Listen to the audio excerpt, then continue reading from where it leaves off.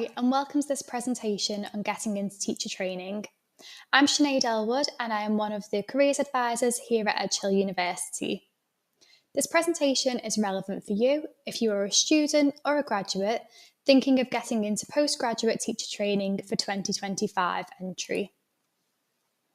Today we will go through the different routes into postgraduate teacher training, the entry requirements, fees and funding, how and when to apply, personal statements, gaining classroom experience, and further help and resources. So firstly, just to signpost you to our webpage on getting into teacher training. This is available as part of the Edge Hill University Careers Service web pages, and it has lots of relevant links and information, including most of what will be covered in the presentation today.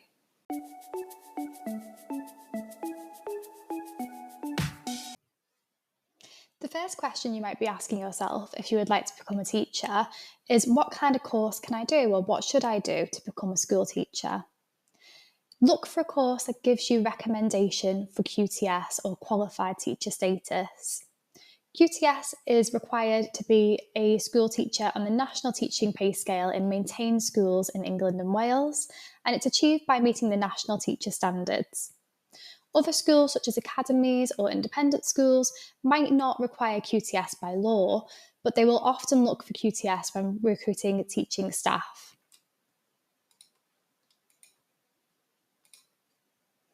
Here are some examples of what QTS looks like, or what a QTS course looks like. I've just used a couple of examples from the PGCEs that we offer here at Edge Hill, although this isn't a full list of what they are, so please go to our web pages to find out more about those.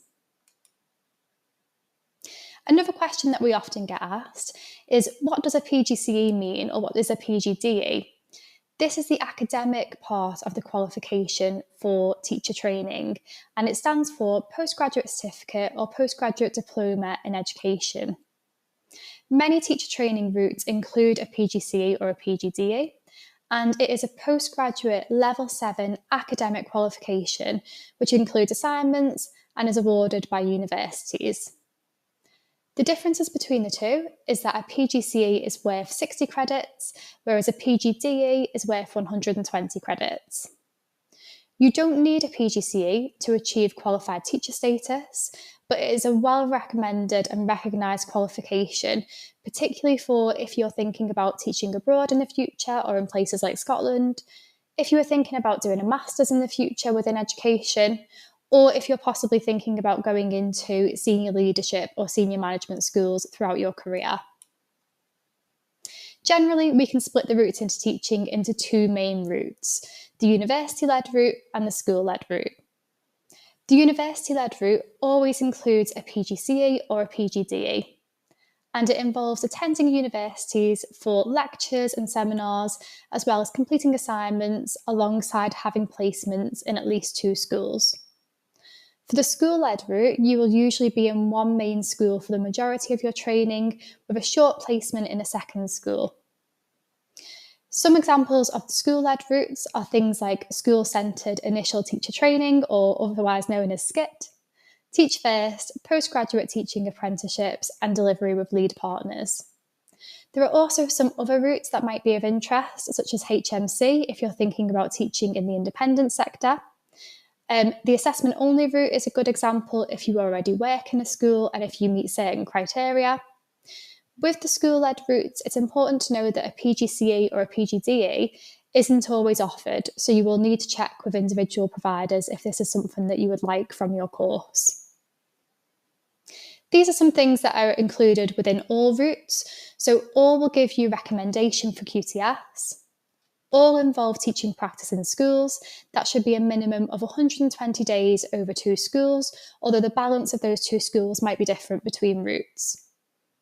All involve working towards the teacher standards and will involve lesson observation. If you are thinking about teaching in primary schools, the primary routes cover 2 key stages. So that is either early years foundation stage and key stage 1, or key stage 1 and key stage 2. In primary, you can also choose a general primary route, or sometimes you can choose to specialise in a certain subject such as PE or maths. However, it's important to note for primary schools that you will most likely be teaching across the national curriculum. Another route that you might be interested in is Teach First. This is a school-based 2-year salaried route aimed at training tomorrow's leaders and managers. It's particularly for you if you're interested in additional responsibilities and quick career progression. Teach First operates in both primary and secondary schools, and it aims to address educational disadvantage. As part of the programme, you would do a summer or an autumn initial teacher training course to equip you with the core skills that you will need in the classroom. And then during your first year on the Teach First training programme, you will be employed as an unqualified teacher as you work towards recommendation for QTS, qualified teacher status. In your second year, you would then be employed as an early career teacher on the normal teaching pay scale. There is also an optional work placement with this route in the summer holidays within a sector outside of education to help you to gain some alternative experience and clarify your career goals. Completing the programme will also give you a PGCE, which is the academic qualification that we discussed earlier. And they also offer a range of taster programmes for those considering teaching as a career if you want to gain some more experience or if you would like to gain some insight into the programme. So just to make things a little bit more simple, I've made this little table here which compares the two different routes, the university versus the school-led routes. It's important to note that we will move on to applications, but just so you know, at this point, you can apply for more than one, and you can also mix and match between the routes. So you don't necessarily have to just stick to one or the other within your applications. So to summarise, the university-led route is where you attend a university and you complete blocks of placements within schools. These are normally 2 different schools as a minimum. They always include an academic qualification, such as the PGCE or the PGDE, and you pay tuition fees. With the school-led routes, such as the ones I've put there in the brackets, these are generally based more within one school with a short additional placement in another school. PGCE is very often, but not always included, so it's important to kind of check that with the individual providers. And most are the same as the university-led routes where you will pay tuition fees. However, there are some salaried routes where you're employed by the school as an unqualified teacher. Just to touch on teaching in college or within sixth form and those kind of settings, this is called the Further Education and Skills sector, sometimes shortened to FES. It includes settings such as sixth form, prisons, further education colleges, and training providers. It is a little bit different for teaching within further education and skills in that QTLS, which is Qualified Teacher Learning and Skills, is the industry recognised status for this industry. The appropriate option for graduates is usually a postgraduate qualification, such as the postgraduate diploma in teaching, further education and skills offered here at Edgehill University. QTS and QTLS have parity. So if you have QTS, qualified teacher status, you are also able to teach in colleges, for example. But if you have QTLS and membership of the Society for Education and Training, you are also eligible to teach in schools. This is something that you would gain by a process called professional formation for QTLS, and that is a process that does take place in this instance after your initial teacher training. It's important to understand the differences there between the QTLS and the QTS. If this is something that you are interested in, then go to your career service with whichever university you're at. If you're here at Edgehill, come and see careers and we will go through that with you in a little bit more detail. So just a few things to summarise if you're thinking of teaching in a further education and skills setting. The main route for graduates is usually a university-based PGCE or PGDE, or the one that we're offering here at Edgehill. And this leads to eligibility for QTLS. Some further education colleges, for example, do offer graduate teaching schemes. However, we are unaware at the moment of a centralised system for these schemes. So it would just be important for you to check with the individual further education providers around the location that you're interested in to see if that is something that they are offering. Significant industry experience can also be a substitute for specific qualifications within further education, and I've included the link there to the government page, which has lots more helpful information if that is something that you're exploring.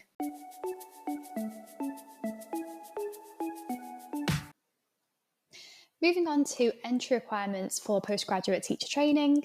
So firstly, we'll go through the qualified teacher status national requirements for postgraduate teacher training for primary and secondary teacher training. Firstly, you will need a degree. The classification does depend on the provider. So for example, the course provider, remember that could be a school-led route or it could be a university-led route. Edge Hill requires a 2-2 classification for your degree or above. You will also need your GCSE Maths, English, and Science if you're doing primary or early years teaching at a grade C or a 4 or the equivalent. There are equivalency tests available, and these are set by each different provider as to which one you would need to do. So you would need to check again with individual providers what kind of equivalency tests they would want you to do if you don't meet those requirements from the outset. I've included a link there to the Edge Hill equivalency tests if that's relevant for anyone watching this video. Individual providers or universities can also set additional requirements, so there might be more to it than what is on this page here, and it's always best to check directly with those individual providers just in case they are asking for anything else. Classroom experience is very highly recommended, but it's not essential at the point of application. Classroom experience can be really beneficial for a number of reasons. The first reason is that it gives you a chance to get an insight into what teaching is really like and to decide whether that is the right career path for you at this time. It can also give you a chance to experience different age groups or different subjects, and that can help you to narrow down your choices for what teacher training course might be right for you. And then lastly, it really does give you an edge when you are going forward with your teacher training applications, particularly when you're writing your personal statement, and then also when you go for any teacher training interviews.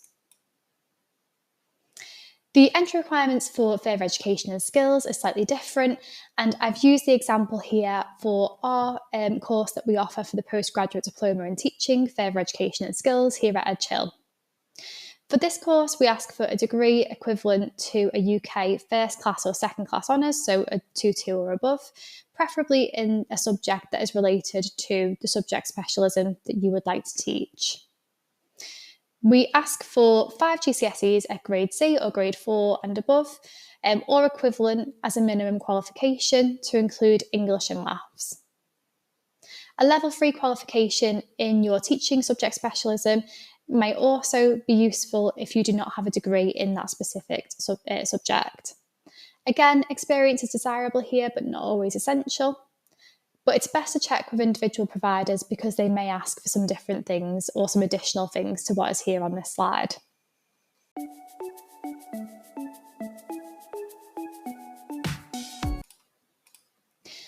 For fee-paying courses within primary, secondary and further education and skills, you would normally pay tuition fees. The typical tuition fee for these kind of courses is £9,250.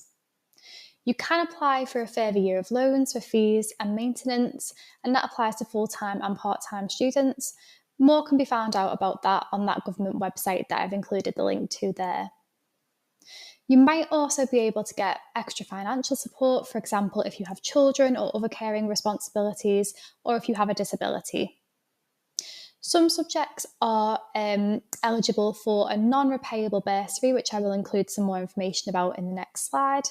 And universities often include their own bespoke scholarships. So for example, Edge Hill offers scholarships for lots of different criteria for up to £2,000. If you are going for a salaried route into teacher training, you would not pay tuition fees for those kind of routes. These are the bursaries that were available for some secondary subjects. It's important to note that these were the bursaries that were available for 2024 entry. At the time of making this video, the new bursaries for 2025 entry were not available, so it's important that you follow this up and do some of your own research to find out what they will be once those are released. They do change every year and they are subject to change. They are most often awarded in the subjects and in the age ranges where there is a shortage of teachers within that area. I've included there the full list, or the link to the full list, which is on the Get Into Teaching page, and it might just be worth, like I said a little bit earlier, checking that a little bit later in the year once those new bursary amounts have been released for 2025 entry. There are also some bursaries available for further education, the further education and skills training that we had spoken about a little bit previously. And again, these were the bursaries that were available for 2024. They were only available in the subjects there that are shown on that slide for 2024, but the same as in the previous slide, the 2025 bursaries at the time of this recording had not yet been released. So that is something that you will need to check back on using the links that I've included on this slide. Again, these are subject to change, and so you will need to check these for 2025 once they are announced. The other thing to mention here when we are talking about fees and funding or bursaries is that be sure to access the kind of support that you have available to you. For example, if you are a student or a graduate from Edge Hill University, you may want to book an appointment with the Money Advice team to go through what kind of funding and what kind of fees might be available to you for your specific circumstances.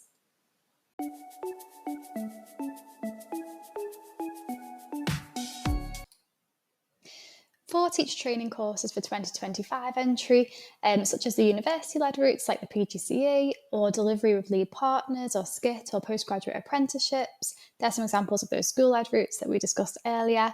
You would apply through the government website, the Apply for Teacher Training website, which I've included the link for there. There are different sections that will be included within your application, including your personal details, your qualifications, your work experience, both paid and unpaid. The most in-depth section is going to be your personal statement, which we'll come on to in just a second. There is another section for sharing DBS information and to let the providers know if you need any additional support. And then there's another section for interview availability and references. Your references would only be contacted when you accept an offer from a course. For 2025, you can view courses from the 1st of October. However, you can only apply from the 8th of October. It's worth starting to have a look on that date from the 1st of October so that you have some time to get your application together, ready to go for when applications do open on the 8th. You have 4 choices and it's free of charge to apply. You can search for providers on the government website, which I've included the full link to there on this page. And that is a really good service because you can filter by your own specifications for what you're looking for your teacher training course. It's important to note that you have 4 choices, but they don't all have to be the exact same route. So you can mix and match between, for example, some school-led routes and some university-led routes. Equally, you can mix and match between courses that are offering a salaried route and an unsalaried route. For the most of the routes that you're looking at, the chances are they will be going through the government website, the Apply website that I put through earlier on the previous slide, but there are some routes that require a direct application, such as Teach First, so it's important to note that. Our advice is to apply early. The most popular courses will fill up quickly, but it's equally important to put forward a very high quality application as well.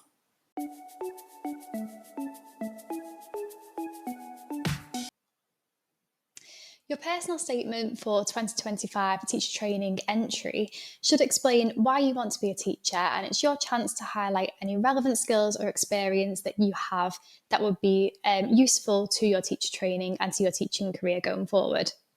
Remember though, they're looking for potential, so they're not expecting you to be a fully trained, fully fledged teacher at this point, otherwise you wouldn't have to go through teacher training. They're looking for that potential. Teacher training providers want to see your passion in your personal statement and that you understand the bigger picture of teaching. On the whole, you'll likely use the same personal statement for all 4 of your choices. However, there are some exceptions to this where you may want to put separate applications in. So, for example, if you are applying to 2 different age phases, or if you are applying to 2 different subjects, if you are teaching secondary or further education, for example. If that is the case, make sure that you come and have a chat with us in Careers, because we can help to guide you with how to go about that process, and also with some of your decision making about what age ranges or subjects you might like to teach. It sounds a little bit obvious, but be sure to check your spelling and grammar. This is important in any application for any postgraduate course or any role, for example, but it is especially important for teacher training. You are going to be tomorrow's educators, so you're going to be educating children on things like spelling and grammar in the future, and therefore it's really important that you have that spot on within your application.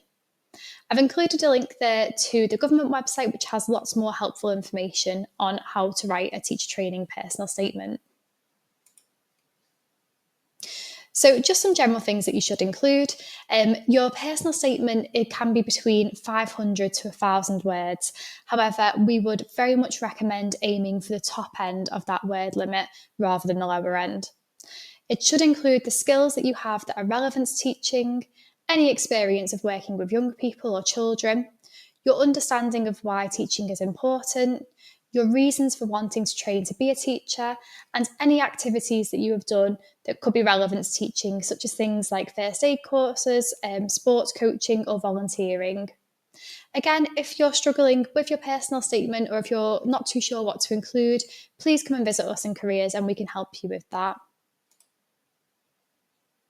Something to highlight when you are writing your personal statement is to back up your personal statement with examples of when you have demonstrated the skills or the attributes that you feel are important within a teacher or within someone who's training to be a teacher. The way that you can demonstrate this is by giving examples of when you have proved that you can demonstrate those skills. And to structure your examples, you should use the STAR framework, which stands for situation, task, action, result. Again, we can help you with that in Careers, but I've included a QR code which takes you to a link for a little guide on the STAR framework if you do want to find out more.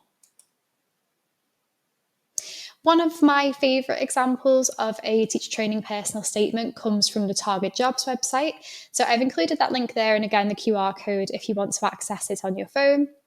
And it's a really helpful example for you to kind of get an idea of the standard that your teacher training personal statement should be. You can also include things like your interest in the subject or in the age group, and your statement should be kind of tailored to either the phase or the subject that you are wanting to teach, kind of depending on whether you are teaching primary or secondary or further education and skills. You might also want to include your willingness to complete a subject knowledge enhancement course if this is relevant to you. Subject knowledge enhancement courses are courses that are available within 9 secondary subjects and primary mathematics, and they help when you want to teach perhaps a subject that might be different to a degree that you have done, or perhaps you finished your degree more than 5 years ago. You might have an A level in that subject but not a degree that you want to teach in, or you might have an unrelated degree but perhaps professional experience in the subject that you want to teach in. So that can help if you do want to teach a subject that your degree is not in, just to be able to get on to those teacher training courses. You could also include your understanding of the demands and rewards of teaching, how you can contribute to a school outside of the classroom, so extracurricular activities, for example, and your thoughts on welfare and education.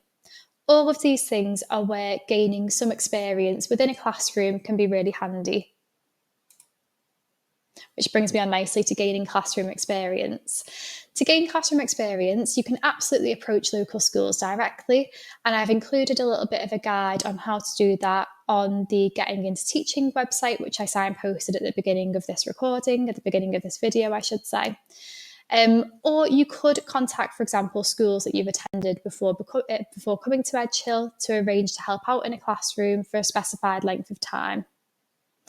If you are interested in a school-led route, it might be worthwhile considering gaining experience in a school that offers that school-led teacher training, just to kind of get yourself known within that school, but also for yourself to see if that school would be a good fit for you to do your training in.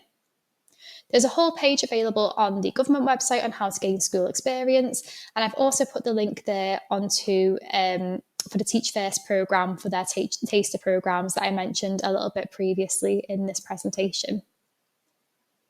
If you are an EdChill student or an EdChill graduate, you also still have access to the careers vacancy portal. You have access to this for 3 years after you graduate.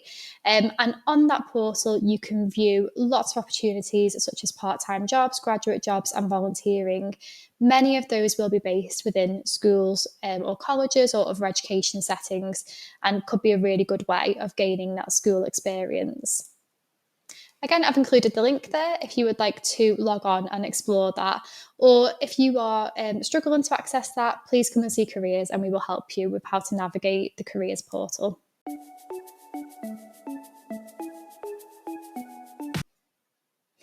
There are lots of ways that you can access help and support from Careers with your teacher training application, or looking into the different routes into teaching or teacher training interviews, etc. And I'm just going to go through a few of those with you now. The first one is our Ask a Question service. This is accessed through the Careers portal and the link is just at the bottom of this page. You can use the service to ask any kind of quick questions related to careers to the careers team if you don't want to see us in person or if you don't want to book an appointment. But the way that the Ask a Question service is most often used for teacher training is in terms of your application. So students and graduates will often send their teacher training personal statements for the careers to have a look at and to provide impartial, confidential feedback on. So we do recommend this service for your personal statement in particular, so that someone can have a look over that and give you some feedback before you send it off for the real thing. You can also book an appointment with Careers, and this is available to students and graduates for 3 years after graduation. I've included some of our appointment types here that might be useful to you. And again, you can access these through the Careers portal, which I've included the link to at the bottom of this page. All of our appointment types are offered both in person or via Teams, so you can select whichever one works best for you when you book the appointment. We also have our drop-in service, which is called Careers Corner, and this is based in Catalyst. This is quite a casual service, so you don't need an appointment to come along and drop in. You can also bring a friend if you would like to, and this is open from 11 a.m. to 3 p.m. during weekdays during term time. We have lots of out-of-hours support available as well, which I've included some links to here. If you do need some help outside of our normal working hours, so for example in the evening or on the weekend, you can access all of these for instant help. The first one is CareerSet, and that is particularly useful for CV feedback and cover letter feedback, and that is an instant feedback service. Similarly, ShortlistMe is an online video practice interview platform, and there are some practice interviews on there for teacher training that you can get instant feedback from via the platform as well. Graduates First is an online platform where you can practice employer tests, and this might be particularly useful if there are any additional tests that you are aware of that certain providers might be putting in place for your teacher training interview, so the link is there for that. And then I've also included the link there to the Careers portal resources, which may be helpful as well. And then lastly, just to signpost you to a few useful resources and links for the different topics within teacher training. These are all included for the live links that you can click on. They're all included on the Getting Into Teaching website on the EdChill webpage that I signposted at the beginning of this presentation as well. And that concludes our presentation for today on getting into teacher training. Thank you very much for listening. If you are an Edgehill student or a graduate, please do reach out to Careers if you would like any support with your journey into teaching.